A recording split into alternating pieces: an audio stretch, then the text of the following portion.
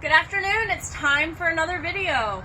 Last episode of today's event, I talked a little bit about our company and our history, and now I want to talk about what it is that we do that makes us different from other people. So first I'm going to talk about, now that I have some clothing here, I'm going to talk about our fabrics. We spend, and by we I mean Kitty Tomsick, our research and development team, has spent many years studying textiles and looking through extant pieces, museums, books, and studying different fabrics and textiles from the time period so that we can give you accurate representations of the clothing that would have been worn at the time. Everything that we use is all natural: cotton, linen, silk, wool, hemp when we can find it, that one's harder, and we try our hardest to make sure that the patterns we are using are appropriate, the colors we're using are appropriate, the weights we're using are appropriate, because a lot of times, especially in the modern realm, you will find things that are a good price, but they're not quite their upholstery weight, they're not fashion weight,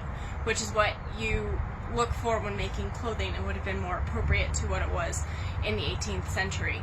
Another thing that makes us different is we hand finish all of our pieces in our Sycamore Spring Clothier line, and I will explain that statement a little bit later. But every piece that you see, we edge stitch. We make sure that if there's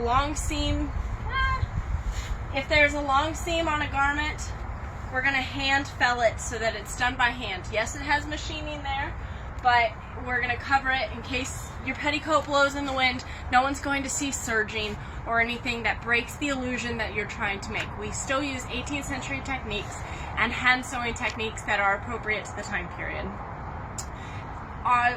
As well as, I'm real good at talking today, we also use patterns for clothing and the historical way of creating things that is appropriate. For gowns, if you want a custom gown, we fit the way a mantua maker would have in the 18th century. Thank you, Burley and Trowbridge, for those skills. And we take a lot of time studying our craft so that we learn from people who know far more than we do on how to create pieces the way they would have been put together in the time period. It's different than how many modern patterns do it, or many modern makers, tailors would make it now.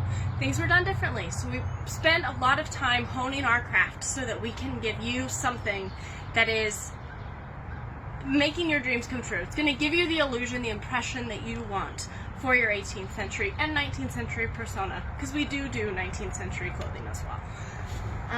Now, explaining the Sycamore Spring, everything in our Sycamore Spring clothing line is hand finished. So we do all of the handwork and make sure that it is going to give you the look that you're going for.